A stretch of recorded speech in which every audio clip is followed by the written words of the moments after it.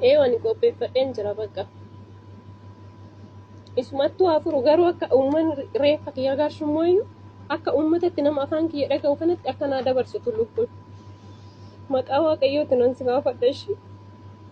Reeffa kiyya bicha akka galchitan inni baay'inatti dhannatti haasa'aa baddaarra irratti bashannanaa jira. Ani harka kodhuwwamma hin galu.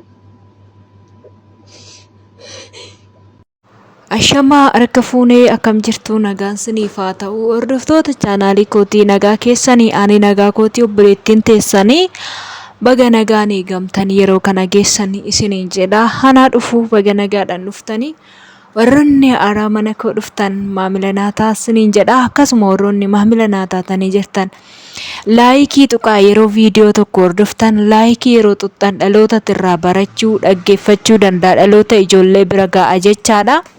Innaa laayikii godhaa isiniin jechuun jaalladha. Warroonni hedduu takka galatoomaa kanas isiniin jedhu keessaa baay'ee tokko na hordofaa jirtan galatoomaa. Yaada keessan koomentii keessan baay'ee tokko na jajjabeessaa jira. Akkan itti fufee hojjedhu haala mijanneef mijatu keessatti dhaabadhee hojjedhu kan na godhudha jechaadha.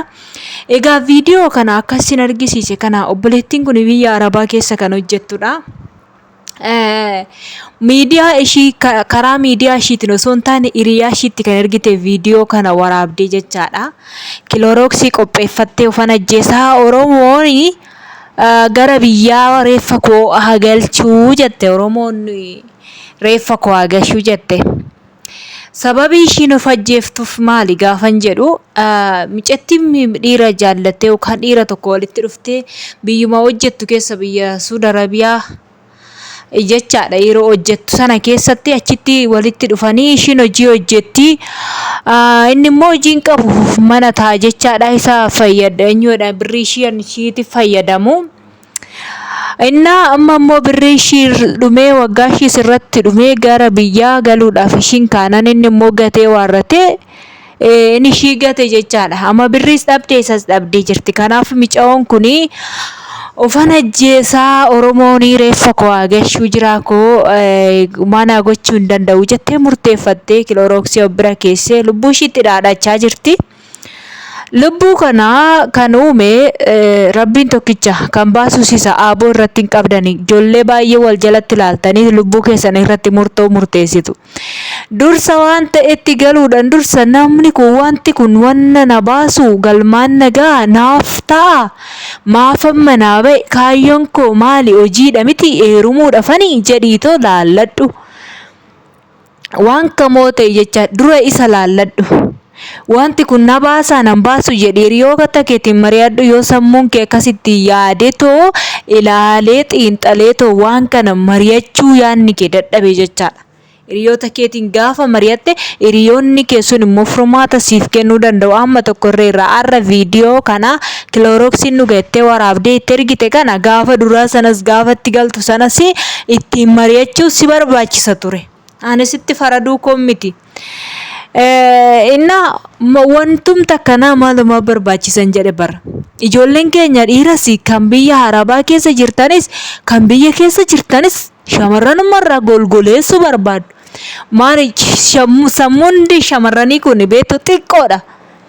Jaalalaafis yoo kaate xiqqoo waan kamiyyoo gootu xiqqoodha. Waanuma xiqqoodhaan gowwoomfamti jechaadha. Garuu ijoolleen keenya dhiiraa immoo maalumaaf akkanatti miidhuudhaaf kaattu ijoollee kana jechaadha. Shamarran kana maaf miidhuudhaaf kaattu. Boruu keessaniifuu siniif hin tolu bar. Galgala keessaniifuu siniif hin tolu ishee.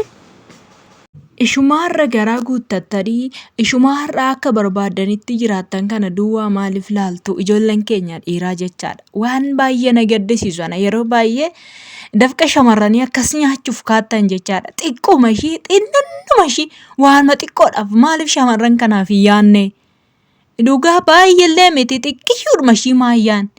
Haatiin keessaa gadi ba'e sun ishii akkanaa kana jechuu maaf dadhabdu?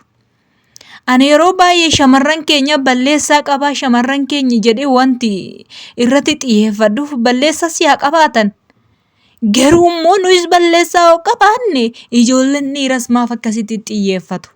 Nama kana amanteetu wajjiniin deemte bakka shamarran tokko jecha namni tokko immoo agadaa beektu miti waan ta'e shankoora siyaa ta'u ciniinanii ilaalanii dhimmiyaa jedhanii agadaa ta'e yookaan shankoora ta'e ciniinanii tolaalan. wanti kun naa ta'a naan ta'u jedhanii jechaadha. Innaa wanni ittiin adda baafannu hin jiru. Garuu maaliif hin miitu? Maaliif miitu? Maalumaaf miitu? Waan badu keessaa maa argattu? Lubbuun nama kanaa isinirraan barbaadamu. Ce'ootu nama ofan ajjeesatti lubbuu ishiitti murteeffatte. Tarii immoo kilooroksii kana dhuddee lubbuu ishiitti bahuu dhiisuu danda'a yookaan dhibee garaatti uumuu danda'a. Sinin gaafatu maalan akkatti shamarran miitan? Yeroo baay'ee dhugaa maaliif akka gara jabeetti taatan sinin beeku ijoolleen dhiiraa jechaadha. Dhiifama naa godhaa warri na dhaggeeffattan hunda miti jechaadha. Kanaaf yaa shamarran keenya of eeggadhaa isin.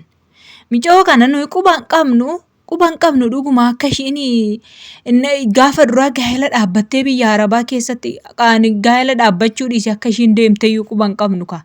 Wanti nuyi itti argine kunoo gaafa rakkoo kana qofa argine. Akkasuma gaafa waan ta'etti galtanirree namaan mari'adhaa. Oromoo muluudhaan mari'adhaa.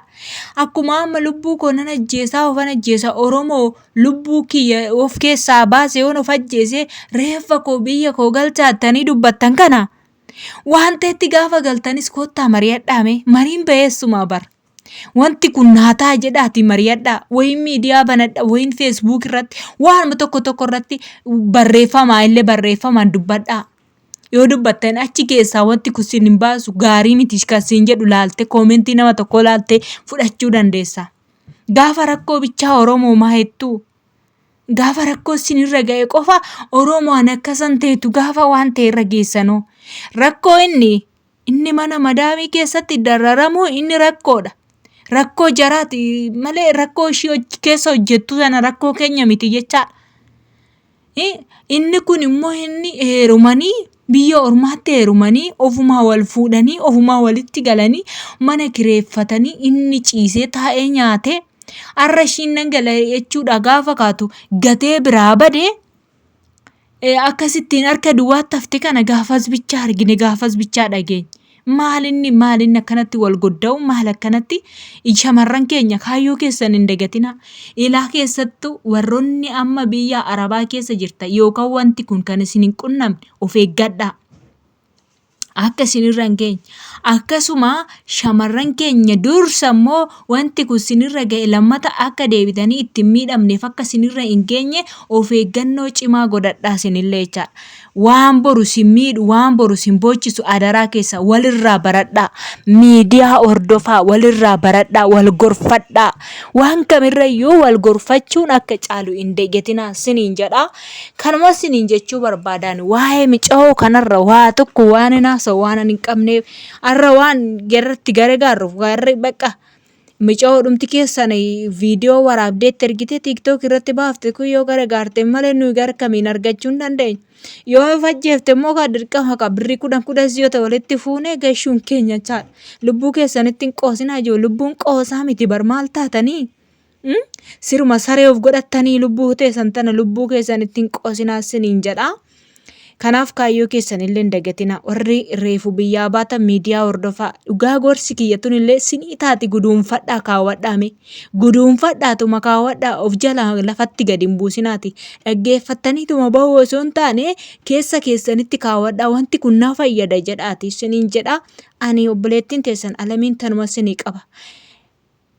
Kanaaf isuma kana siniin jechuun barbaada hordoftoota kiyyaa warroonni WhatsAppii na gaafattan baay'ee keessattu jira. WhatsAppiin kiyyaa 25 73 79 36 lakkoofsa Itoophiyaa jechaadha. 25 19 73 79 36 44 kana yoo na dubbiftan rakkoo keenya walii furuu dandeenya siniin jedha. Hordoftoota chaanaalii kootii waan yeroo keessan kennitanii na dhaggeeffattaniif hedduu takka galatoomaa siniin jedha. Like share gochuun hin dagatinaa. Maatiin haa ta'uu keessanillee hin dagatinaa. Jabaadhaan siniin jedha. Of jabeessaa kaayyoo manaa baataniifis illee hin dagatinaa siniin jedha. Yeroo gaarii naaf qabaadhaa. Baay'ee sin jaalladha.